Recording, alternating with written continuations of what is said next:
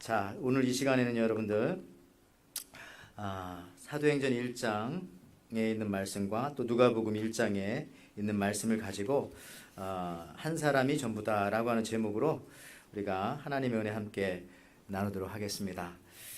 어떤 사람이 여러분들 길을 물어볼 때에 단순하게 가르쳐 주어야지 너무 친절하고 너무 자세하게 가르쳐 주면은 더 헷갈릴 수가 있습니다. 마찬가지로 우리 신앙생활도 누누이 말씀드리지만은 복잡한 것이 아닙니다. 아주 단순한 것입니다. 특별히 이 한 영혼에 우리가 집중하여서 하는 것입니다. 목회 사역도 할 일이 많아요. 교육 사역해야죠, 봉사 사역해야죠, 또 문화 사역해야죠, 건물, 또 청소, 심지어 사회 활동, 인권, 정치 이런 것들도 다 생각해 볼 수가 있습니다. 그러나 이런 모든 것을 다 무시할 수는 없습니다. 그러나 중요한 것은 무엇을 하더라도 사람의 한 영혼, 한 사람의 영혼에 대한 관심과 사랑, 이것이 전부입니다. 저는 이제 우리 에덴교회 성도들이 재정적으로도 좀 온전해지고 또 세상에서 영향력도 있고 또 성공하기를 위해서 사실 진짜 기도하고 있습니다. 근데 결국 그것이 최종 목적은 아닙니다. 여러분들의 영혼이 잘 되는 거, 특히 한 사람의 영혼이 아름답고 강건하게 되는 거, 이게 바로 저의 목회 중점이기도 하지만 또 여러분들 신앙생활 할 때도 이것이 최종 목표입니다. 여러분 한 사람만 나오면 됩니다. 한 사람만. 베토벤, 모차르트가 나오면은 그 나라가 음악의 나라가 되는 것입니다. 한 사람. 우리 김연아가 나왔기 때문에 한국에서는 동계올림픽을 개최할 수가 있는 것이죠. 이 한 사람이 중요합니다. 이순신 장군도 한 사람이 길목을 지키면 1000사람의 적을 두렵게 할 수 있다, 이렇게 말했습니다. 여러분 한 사람 키우는 거, 이거 약한 것 같지만은 이것은 매우 중요한 것입니다. 예를 들자면 이런 거 아닐까요? 이 반죽 아세요? 반죽, 밀가루 반죽. 반죽에는 이 보이지 않는 힘이 들어 있습니다. 왜 어떤 중국집에 가면 이 짜장면이 맛있고 또 어떤 집에 가면 짜장면이 맛이 없을까?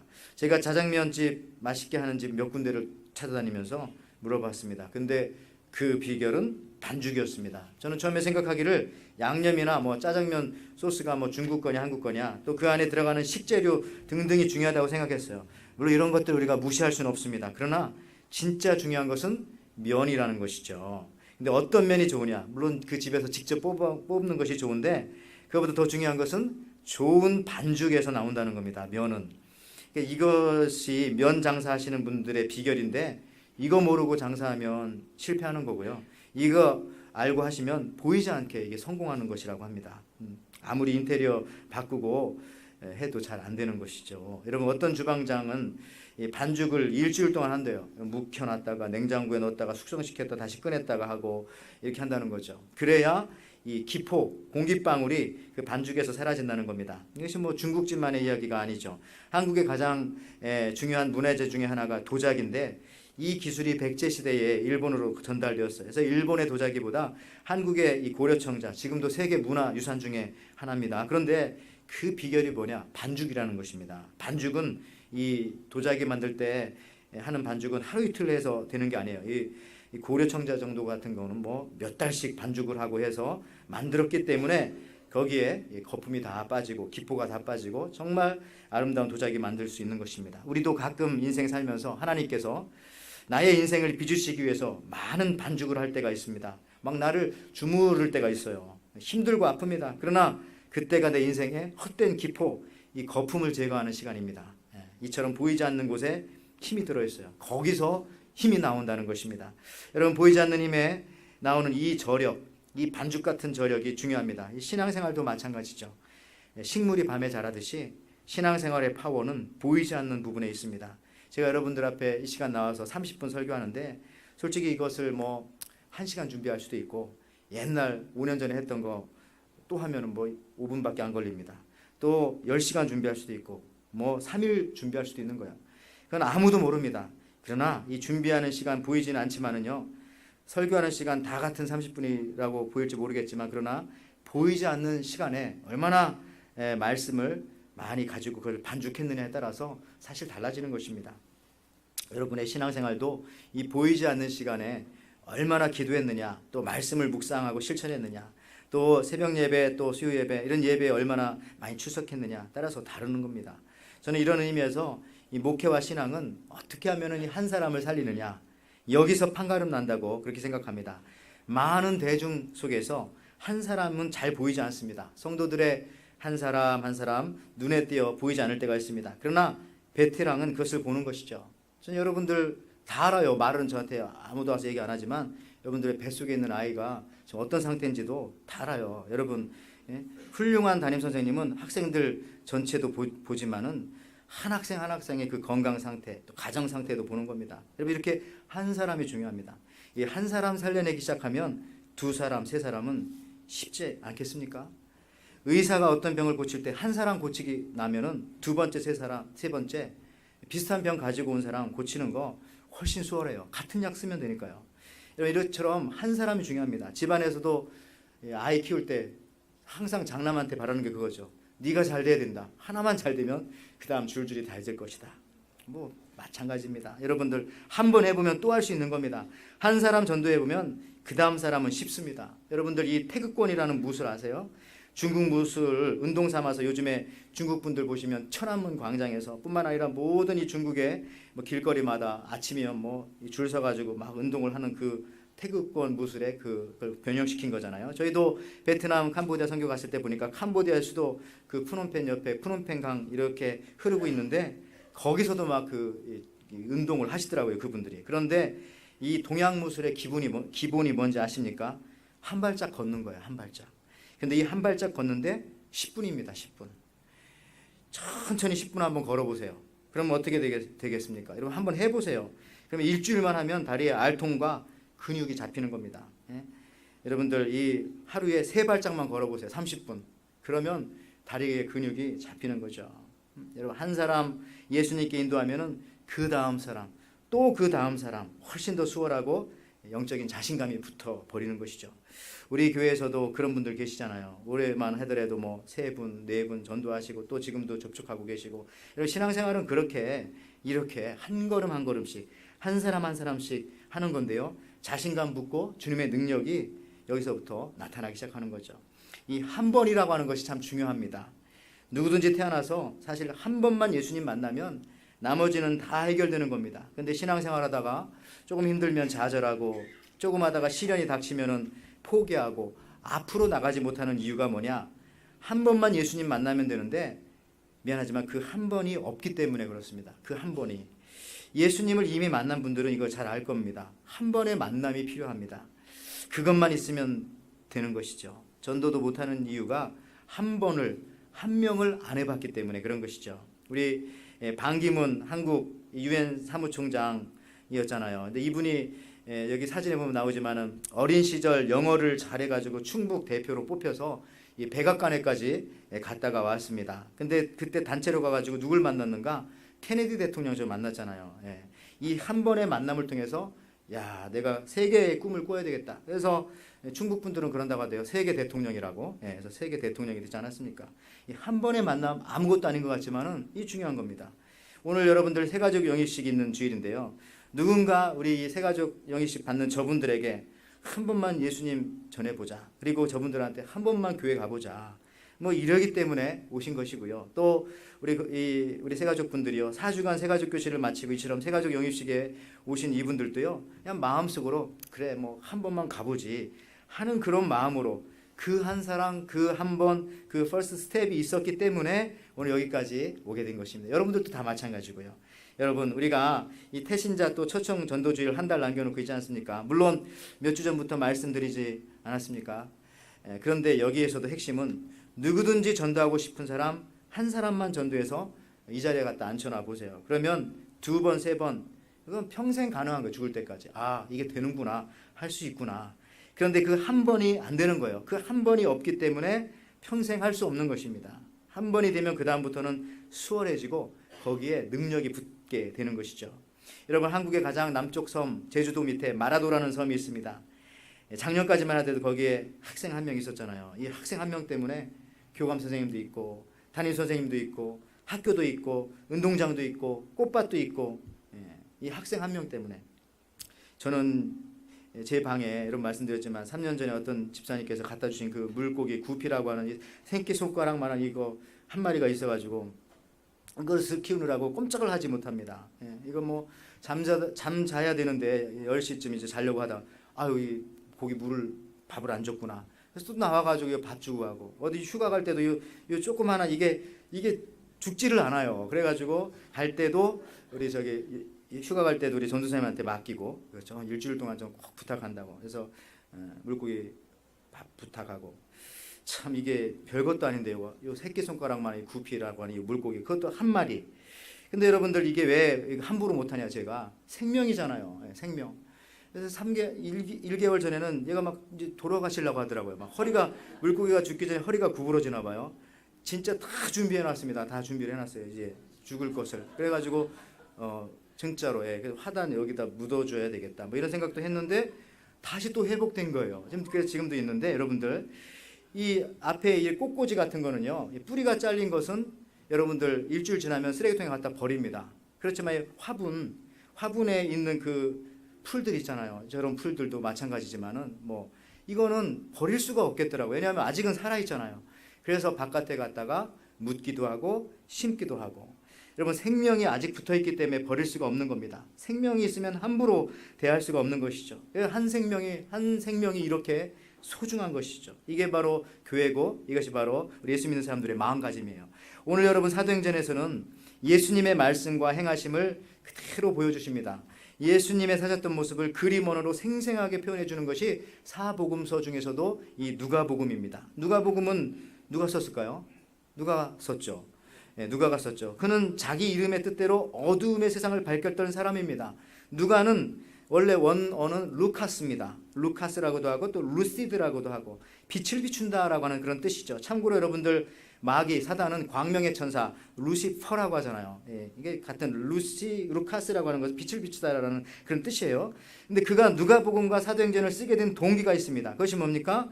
누가가 데오빌로라고 하는 이 한 사람을 위해서 누가복음과 사도행전을 썼습니다. 자, 사도행전 1장 1절 보세요. 데오빌로여 내가 먼저 쓴 글에는 무릇 예수의 행하시며 가르치시기를 시작하심부터. 자, 데오빌로 한 사람을 위해서 지금 사도행전을 쓰기 시작하는 겁니다. 근데 여기서 보니까 먼저 쓴 글이라는 글이 있어요. 이 글은 뭐죠? 바로 누가복음이에요. 그래서 누가라는 사람이 누가복음도 적고 연속으로 이어서 사도행전을 이렇게 쓴 겁니다. 자, 그럼 누가복음 볼까요? 누가복음 1장 3절 아까 읽었던 말씀. 그 모든 일을 근원부터 자세히 미루어 살핀 나도 데오빌로 각하에게 차례대로 써 보내는 것이 좋은 줄 알았노니. 자, 이 신약 성경에서 누가복음은 사복음서 중에서도 가장 방대한 분량입니다. 그리고 예수님의 언행 심사를 너무나 잘 기록하고 있습니다. 또한 오늘날 우리 교회에 꼭 필요한 성경인 이 사도행전, 성령의 역사가 나타나는 이 사도행전, 이 얼마나 두껍고 방대합니까? 그리고 예수님과 성령의 역사를 보여주는 말씀이죠. 이것을 누가가 기록했다는 겁니다. 그리고 그 기록의 목적이 두 성경책에서 분명히 말하는데 처음에 누구 때문에요? 데오빌로라고 하는 이 한 사람을 위해서 쓰여졌다는 겁니다. 여러분 이 사실이 얼마나 놀라운 사실인지 모르겠어요. 그런데 누가는 사도가 아니었어요. 누가는 예수님의 제자가 아니었습니다. 그런데 그가 이 한 사람 데오빌로를 위하여 방대한 자료들을 수집하여서 누가복음을 쓰는데 목적은 하나입니다. 데오빌로라는 한 사람을 예수님 만나게 하기 위해서, 구원시키기 위해서 그렇게 노력하고 기도하고 헌신합니다. 이 데오빌로라고 하는 이 한 사람이 변할 때 로마에 미치게 되는 이 복음의 확장과 그 영향력을 미리 내다보고 그 한 사람을 위해서 그렇게 서신을 쓴 것이죠. 여러분 교회는 이런 곳입니다. 목회는 이런 것입니다. 목회자는 물론이거니와 우리 성도님들의 삶도 이런 삶으로 살아야 하는 것이죠. 누가가 의사로만 살았다면 그 가치는 거기까지입니다. 그러나 누가는 20년을 바울 한 사람을 위해서 말없이 불평 없이 헌신했던 사람이기도 합니다. 그가 이 사도 바울의 2차 전도 여행부터 함께 했습니다. 바울에게는 절대적으로 필요한 사람입니다. 의사이기도 했고요. 그러나 그는 어느 곳에서도 자기의 이름을 밝히지 않아요. 누가는 성경에서 딱 3번 누가라고 하는 이름이 나오는데 그것도 다 다른 사람의 입을 통해서 밝혀집니다. 그래서 누군가 그렇게 질문할 수 있었겠죠. 그 당시에 누가 그렇게 위대한 일을 했나? 누가 그렇게 성경을 썼나? 라고 물어보면은 누가는 내가라고 하지 않고 뭐라고 했겠어요? 누군가 했겠지. 그렇게 애썼으면서도 누가 했냐고 물어보면 자신을 밝히지 않고 누가 했겠지라고 합니다. 그리고 꼭 필요할 때는 누가는 우리가라고 이런 말 합니다. we-ness 내지는 we did, 우리가 그것을 했다라고 그렇게 말합니다. 자기 자신을 나타내지 않는 아주 겸손한 사람이죠. 누가. 여러분 루카 그는 초지일관한 인생입니다. 그냥 어디든지 따라갑니다. 죽음이 기다리고 있는 로마에도 또 차가운 감옥에도 바울과 함께 거기 갑니다. 바울이 감옥에서 사형 집행 언도를 받았을 때도 누가만큼은 바울 곁에서 바울을 돌보고 있었습니다. 그래서 디모데후서 4장 11절에 이렇게 나오잖아요. 누가만 나와 함께 있느니라. 네가 올 때에 마가를 데리고 오라. 저가 나의 일에 유익하니라. 누가만 지금 사도 바울과 함께 그 감옥에 있었다는 것이죠. 사도행전을 기록했던 누가는 성령 충만한 사람이었습니다. 그는 한 사람을 소중히 여기는 사람이었습니다. 성령 충만한 사람은 여러분 배신하지 않습니다. 사도 바울 따라 다닐 때 사람들은 다 바울만 높여줬겠죠. 그러면 누가는 그러한 상황 속에서도 자기는 흔들리지 않았어요. 끝까지. 누가는 기도의 성령의 사람입니다. 그가 기록한 누가복음과 사도행전에서 기도와 성령이 대주제잖아요. 그리고 사도행전은 성령행전이고 누가복음은 기도하는 자에게 응답받는다가 아니라 성령이 임하신다. 이 주제로 성령의 사람이었어요. 누가는. 그는 지성적인 의사였음에도 불구하고 이 누가복음과 사도행전 보면요. 불임 여성이었던 엘리사벳이 기적적으로 임신했다. 이런 얘기를 쓰고 있어요. 자기가 과학자고 의사였는데도 또 동정녀 마리아가 성령으로 잉태했다라는 사실들을 쓰고 있습니다. 그는 과학자이고 의사였지만은 불치병, 난치병 등을 수없이 전합니다. 10명의 나병 환자 치료받은 사건, 나면서부터 안진병이고 중풍병자였던 사람이 치료받는 사건, 또 심지어 다비다 유두고는 죽었다 살아났어요. 그 사건까지도 다 기록하고 있어요. 감옥문이 열린 사건, 바울이 독사에 물렸지만은 살아난 사건, 누가는 과학자였지만은 의사였지만은 기도하는 사람에게는 이렇게 희한한 일이 일어난다. 성령이 임하니까 이렇게 신비한 일이 일어난다라고 하면서 담대하게 그 말씀을 전했습니다. 그는 영성이 탁월한 지성인이었습니다. 그는 하나님을 크게 보는 자, 자기 크게 보고 자기 이성과 생각의 경험을 뛰어넘는 또 지성을 겸비한 영성인, 성령이 충만한 그런 사람이었습니다. 여러분들 그 영화에 보면은 뭐 이보다 좋을 수는 없다라는 그런 영화가 있어요. 이거 오래된 영화입니다. 어르신들은 혹시 보셨을 가능성이 있을 겁니다. 잭 리콜슨하고 헬렌 헌트라고 하는 사람이 나오는 저런 영화인데 남자가 여자와 사랑에 빠지잖아요. 괴팍한 남자가. 그런데 그녀가 있는 레스토랑에 매일 찾아갑니다. 그러면서 그 사람이 그때 그런 얘기하죠. 나는 당신을 만나면서부터 약을 먹게 되었어요. 그랬더니 여자가 뭐야 무슨 약? 그랬더니 남자가 하는 말이 당신을 만나고부터 더 좋은 사람이 되기로 했어요. You make me what I want to be a better man. 내가 당신을 만나면서부터 내가 더 좋은 사람이 되기로 했어요. 그들이 어느 날인가 새벽에 만났는데 갈 데가 없는 거예요. 그래서 빵집에 새벽에 갔습니다. 근데 갓 구워낸 빵을 그 영화에서 보여주잖아요. 근데 이 영화에서 행복을 표현할 때 감독이 이 갓 구워낸 빵으로 그것을 묘사한 것입니다. 행복, 새벽을 좋아하는 사람, 고소한 냄새, 부드러움. 이런 것들로 묘사를 했죠. 근데 이 행복을 새벽에 갖고 오는 빵. 근데 이런 걸 보면서 어떤 사람이 그 빵 얼마일까? 이렇게 말한다면 그 사람은 인생을 모르는 사람이죠. 그거 얼마에 팔까? 이런 모든 것을 이 상품의 가치로 계산하면 안 된다는 겁니다. 마찬가지로 우리가 한 영혼의 가치, 이것은 말로 다 할 수 없는 것입니다. 이것은 예수님이 말씀하셨고 이걸 누가가 알고 있었습니다. 그리고 오늘 이 시간 이 한 영혼의 가치를 우리가 알기를 이 시간 주님께서는 간절히 원하신다는 거죠. 여러분 이제 미국 영화 얘기했지만 한국에도 이런 영화가 있어요. 한국에 작년에 그 변호인이라고 하는 영화가 있었습니다. 한국에서 상고를 졸업하고 상업고등학교를 졸업하고 사법고시 패스하고 세법관계 변호사로 잘 나가던 변호사가 있었습니다. 처음에는 자기가 너무 가난했기 때문에 옛날에 돈만 밝히는 변호사였는데 어떤 사건을 계기로 이 변호사가 영화 제목처럼 변호인이 된 겁니다. 변호사는 기능 중심이고 변호인은 사람 중심의 언어잖아요. 자, 사람이 바뀌게 된 계기가 뭐냐? 이 밥집 아줌마 사건 이후부터라고 합니다.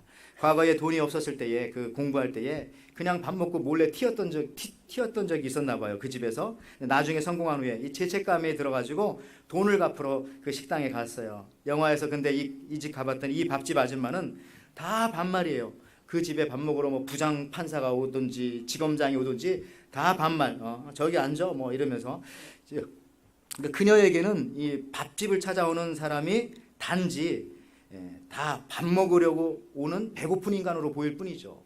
누구는 뭐 대단한 권력을 가지고 있고 누구는 뭐 돈이 많은 사람 뭐 이런 사람으로 본 게 아니라 밥집에 왔으니까 다 배고픈 사람이구나 이렇게 취급을 하는 거죠. 저는 이 부분에서 성직자인 나에게도 이 큰 메시지들을 주더라고요. 교회 오는 사람들은 다 말씀 들으러 온 사람이지 누가 권세가 높고 누가 권세가 약하고 그런 건 아무 상관이 없다는 거죠. 어쨌든 이 주인공이 먹고 튄 것을 갖겠다고 아줌마한테 말하니까 그때 아줌마가 이런 말 했잖아요. 야, 너 그런 거 돈으로 갚으려고 하냐? 이것은 발로 갚는 거야. 삶으로 갚으라는 거죠. 살아가면서 그렇게 하라는 거죠. 그때부터 이 변호사가 변호인이 되었다. 물론 뭐 나중에 뭐 대통령도 됐지만 여러분 그래서 저도 이제 앞으로 저를 목사라고 부르지 말고 목인이라고 좀 불러면 웃기겠죠? 벌써 웃네. 자, 그렇습니다. 그것은 여러분 돈의 가치, 물질의 가치 정도가 아니라는 것이죠. 그 한 사람. 여러분 신앙의 세계에서도 이 한 사람의 가치는 우리가 상상할 수 없을 정도입니다. 하나님께서 그 아들을 주셨으니까요. 여러분 군대 갔다 오신 분들 다 그런 얘기하죠. 군인들 잠이 부족하다고 하지 않습니까? 그런데 여러분 군대 생활 해보신 분들은 다 아시겠지만 군인이 하루에 몇 시간 자나요? 8시간 자는 거 아니에요? 저는 참고로 하루에 4시간 반에서 5시간 정도 잡니다. 근데 왜 군인들이 이처럼 잠이 부족한가? 그것은 중간에 깨어서 보초를 쓰기 때문에 그렇습니다. 즉 잠을 자더라도 집중해서 잠을 자지 못하기 때문에 늘 피곤한 거예요. 그러니까 양보다 질입니다. 마찬가지로 교회도 성도도 우리들도 이 한 영혼에 집중해 보십시오. 질을 가지고 집중해 보십시오. 그러면 거기에 놀라운 다른 좋은 것들이 파생되어진다는 것이죠. 한 사람을 살려보세요. 한 사람만 살려보세요. 그러면 피곤하지 않아요. 그냥 하려고 하다가 말고 하는 것도 아니고 안 하는 것도 아닐 때 그때 정말 피곤한 것입니다. 자는 것도 아니고 깨어있는 것도 아닐 때 그때 얼마나 피곤하겠어요. 결심하고 한 영혼에게 여러분 한번 다가가 보시기를 바랍니다. 오늘 누가복음과 사도행전은 누가가 오직 한 사람, 이 데오빌로라고 하는 노마인에게 예수님을 전하기 위해서 쓰여진 그런 책이라는 것이죠. 그런 성경입니다. 그런데 이 한 사람을 위해서 쓰여진 이 책이 누가복음과 사도행전이 그 이후 2000년이라고 하는 긴 역사 속에서 얼마나 많은 사람들이 누가복음을 읽고 또 사도행전을 통해서 예수님 만나고 구원을 얻고 소중한 생명을 얻게 되었겠습니까? 수만 명, 수억 명 되지 않겠어요? 한 사람을 위해서 했던 그 일이 결국에 가서는 어마어마한 사람들을 주님 앞에 이끌어오게 되는 역사가 나타난다는 거죠. 그런 의미에서 우리가 한 사람을 주님 앞에 이끌어온다는 것은 단지 한 사람의 문제가 아니라는 것입니다. 오늘 두 가지 성경, 이 먼저 누가복음이 쓰여졌고 그리고 한 20년 후에, 물론 학자마다 좀 다르게 얘기합니다만은 20년 후에 사도행전이 쓰여졌어요. 근데 여러분 이 말씀은 누가라고 하는 사람이 이 한 사람 데오빌로를 위해서 20년 가까이 그런 기도했다는 얘기잖아요. 20년 가까이. 그리고 20년 가까이 그를 섬기고 한 사람의 구원을 위해서 잊지 않았다는 겁니다. 그러다 보니까 이 데오빌로가 정말 예수님을 영접한 흔적이 오늘 읽은 본문 가운데 나와 있습니다. 여러분 두 본문을 한번 비교해 보시기 바랍니다. 먼저 누가복음을 한번 보세요. 누가가 데오빌로를 뭐라고 부릅니까? The most excellent Theophilus. 데오빌로 카카라고 부르죠. 누가복음 1장 3절 보세요. 그 모든 일을 근원부터 자세히 미루어 살핀 나도 데오빌로 카카에게 차례대로 써보내는 것이 좋은 줄 알았노니. 그런데 그 이후에 20년 후에 쓰여진 사도행전에서는 이 데오빌로 한 사람을 위해서 기록되었는데 역시 이때는 뭐라고 부릅니까? 그냥 데오필로스, 데오빌로여라고 그렇게 부릅니다. 마치 형을 부르듯이 아니면은 아우를 부르듯이 서로 동등하게 그렇게 부르는 거죠. 카카라고 하는 이런 표현이 빠져버리게 된다는 것이죠. 이게 무슨 뜻일까요? 왜 그럴까요? 서로 나이가 20년 먹었기 때문에 뭐 그렇게 변한 겁니까? 그게 아니죠. 상상하고 제가 추측하건대 데오빌로가 예수님을 만났고 그 한 번의 만남으로 인해서 데오빌로가 변한 것입니다. 그래서 어느 날 이 데오빌로가 아마 누가한테 와서 이렇게 말했을지도 모르겠어요. 누가요, 이제 당신이 나를 부를 때 더 이상 데오빌로 카카라고 부르지 마시게나. 나도 당신과 똑같이 하나님의 자녀이고 우리 주님 예수님은 당신이나 나를 위해서 똑같은 사랑으로 자신을 십자가에 내어주셔서 우리를 살린 것일세.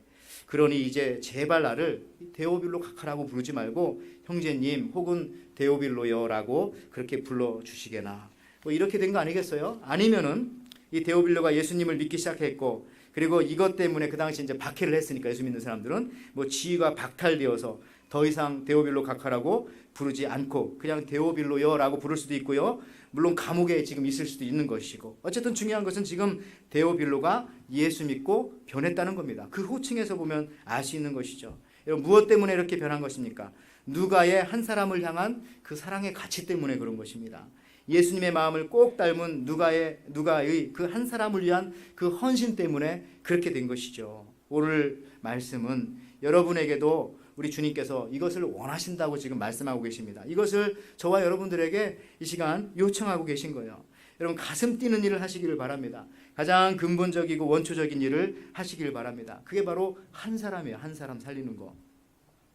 한 사람에게 시간과 물질과 사랑과 정성을 투자하는 것입니다. 이것이 예수님이고 이것이 교회입니다. 이것이 전도를 강조하는, 우리가 전도를 강조하는 것도 바로 이것 때문이죠. 여러분, 레노드 스윗이라고 하는 이 두루 대학교 부총장님도 하셨던 이 목사님 계세요. 이분은 책도 많이 쓰셨는데, 이분이 가슴 뛰는 일을 하라라고 하는 그런 책도 썼는데, 거기 보면 이런 얘기가 나와요. 창조적인 일을 할 때에 영어로 표현할 때는 일한다라고 표현하지 않고 논다라고 그런 표현을 쓴다고 합니다. 예를 들어서 play the piano라고 하지, 뭐 work the piano 이런 말 안 하잖아요. play violin이라고 하지, work the violin이라고 하지 않잖아요. play soccer라고 하지. 이런 식으로 이 창조적인 일을 할 때는 work라는 말을 쓰지 않고 play, 논다, 즐긴다 이런 표현을 쓴다고 하는 거죠. 가슴 뛰는 일을 하라 하면서 이제 이분이 이야기를 서술해 가는데, 여러분에게 가슴 뛰는 일은 무엇입니까? 정말 즐거운 일이 무엇입니까?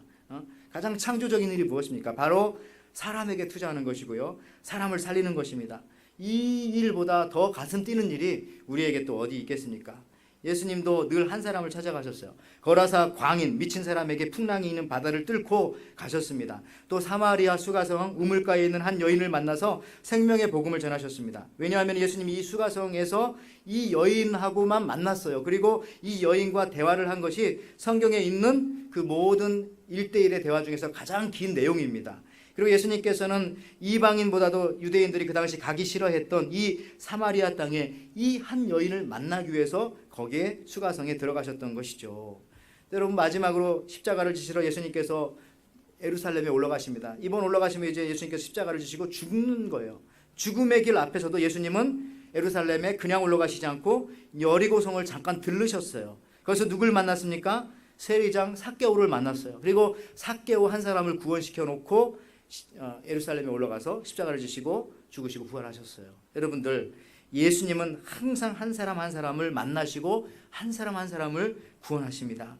창조주 하나님께서 새에게 날개를 주셨다는 것은 날 수 있는 능력도 주셨다는 겁니다. 제가 이 부분 여러 번 강조했잖아요. 마찬가지로 우리가 그리스도인이 되었다는 말은 우리가 다 예수님을 전할 능력을 그 순간부터 가지고 있다는 겁니다. 그 생명의 씨앗을 우리 안에 다 품고 있다는 겁니다. 근데 우리가 왜 이것을 사용하지 않습니까? 날개가 있는 닭처럼 살지 마시기 바랍니다. 날개는 있지만 날지도 않고 닭처럼 살면 나중에 튀김밖에는 되지 않는다는 거죠. 여러분들, 말씀을 제가 마치면서 옛날에 그 서울 불광동에 가면은 유명한 구두닦이 아저씨가 있었다고 합니다. 뭐 만들어낸 얘기 같기도. 왜냐하면 회필 불광동이에요. 불로 광내나 아니면 광이 안 나서 불광인가? 어쨌든 서울의 불광동에 가면은 이 유명한 구두닦이 아저씨가 있는데, 이 아저씨는요, 처음에 천으로 닦다가 마지막에는 손으로 구두 약을 받쳐가지고 이렇게 구두를 닦아요. 그러니까 손님이 줄 서 있어요. 회장님 구두를 그 비서가 갖고 와서 닦고 간다든지 뭐 이런 식으로요.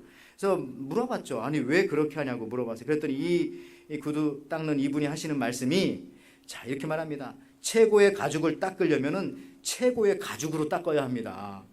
퇴 하면서 그 다음부터 이제 닦기 시작하는 거죠. 최고의 가죽을 닦으려면 최고의 가죽으로.